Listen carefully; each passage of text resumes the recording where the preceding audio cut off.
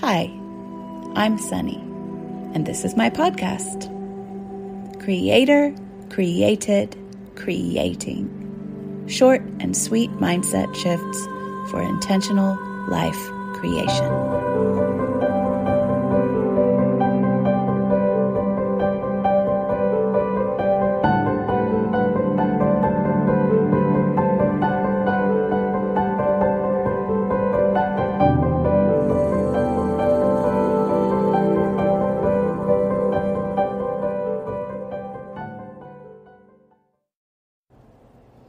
Where the Wild Sunni Is. Okay, so I had to share this with you. It's going to be so short, but I just had to share this because I forgot to share this.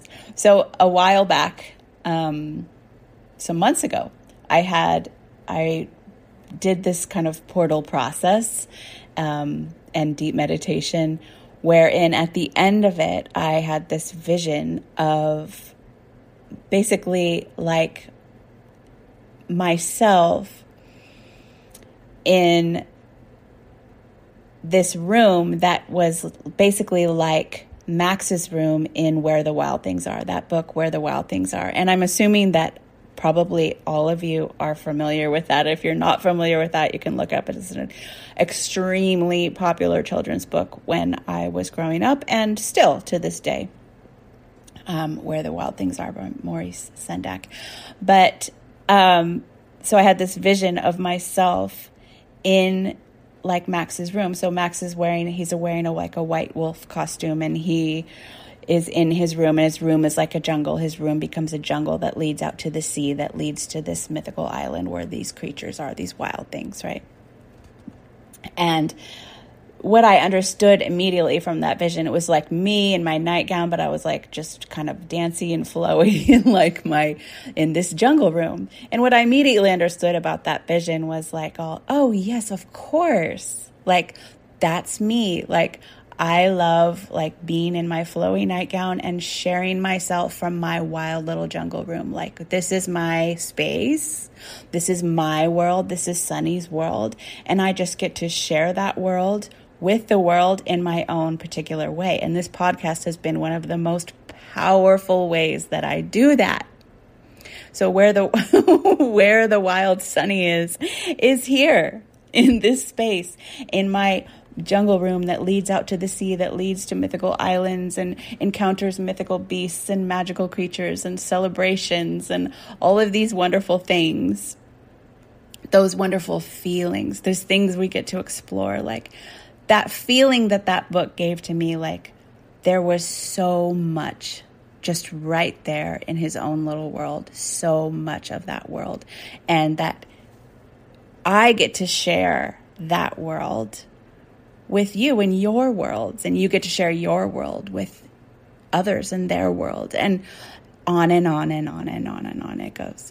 But it really was inspiring to me because it reminded me, like, this is my most powerful place. Of course, that makes total sense for me to see myself in that vision. And it just gave me like, yes, you're doing it right. What I got from that is, you're doing it right. This is what works for you. This is what feels delicious to you. This is what feels lovely to you, and it is innocent and it is good, just like a children's book, like an image in a children's book.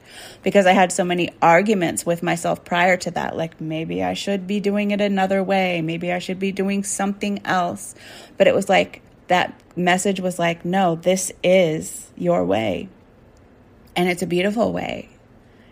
And when I went back and looked this up to revisit it, I realized something that I didn't realize before, which is that this book was banned in many places when it came out.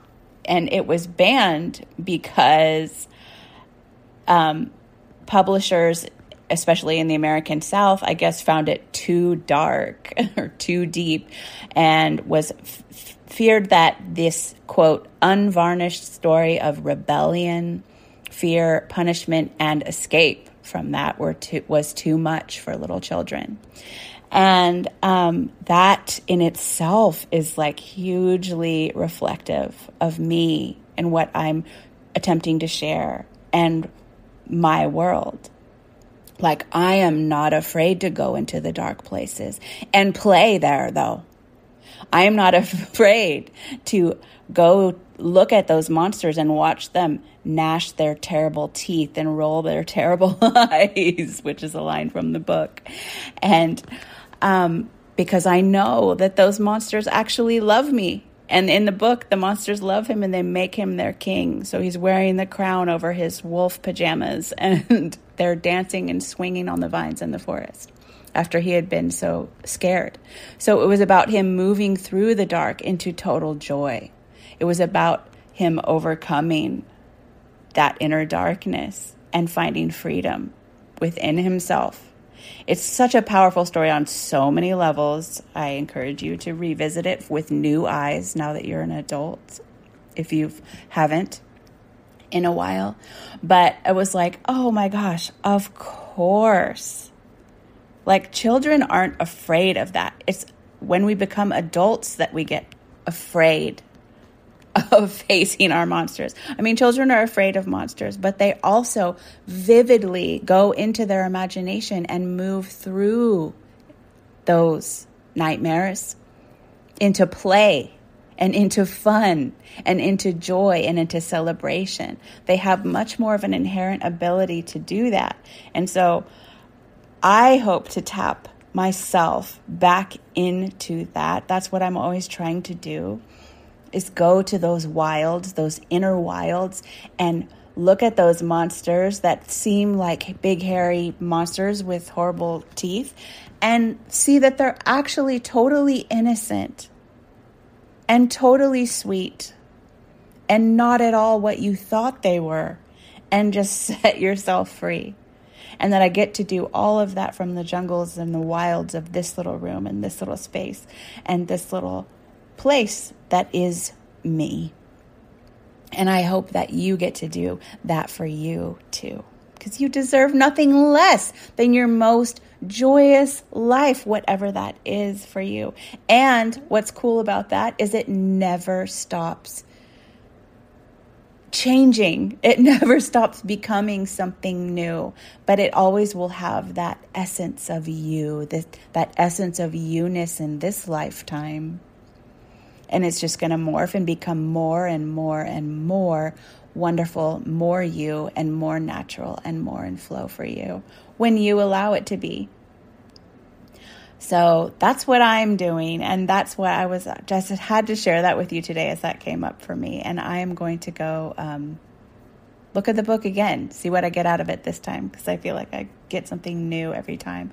It's so funny when you look online about like what people have interpreted this story as and what they think it means. Like, it's so different from anything that I think it is.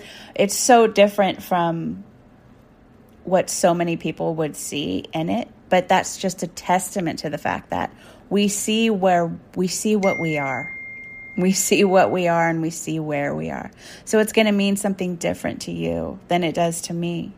Like, whoever's reading it, they're finding their own monsters and their own joy and their own love and their own magic, or not. Or they're finding their rejection of those things. Or they're finding whatever it is they're finding, that's where they are right now. And they're just seeing that in that book. That's how the universe works.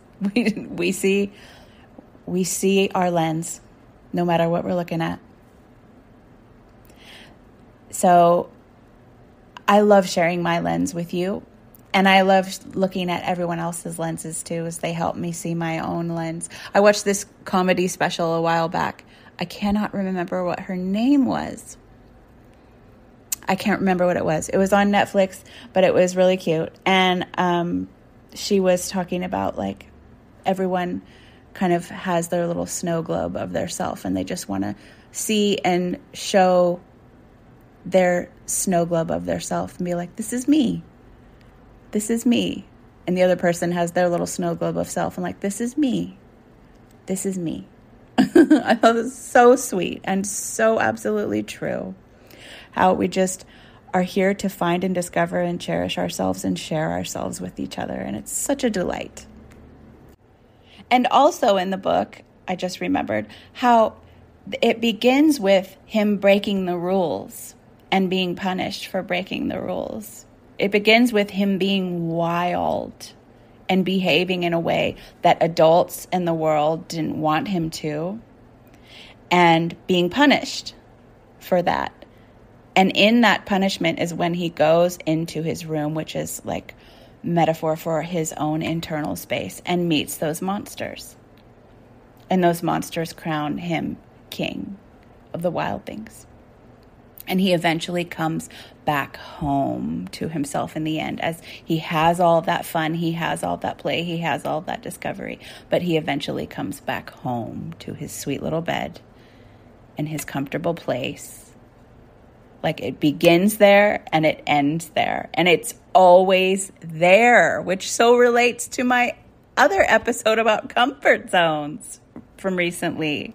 That relates right back to that. Like, he started in the comfort of his room, the comfort of his space, and all of that took place in the comfort of his room and the comfort of his space and the comfort of his imagination. He went to all of those places and he was just right there at home the whole time. Traveled to wondrous lands and met mythical beasts. All of it was just within himself, and came home to himself in the end, in that more grounded way of having integrated those wisdoms of having met himself out there. So I just love that so much. I had to share it with you today. All right. I'll see you guys next time. Bye. Thanks for joining me today. And if you'd like to find out more about me and my work, you can find me at sunnychapman.com.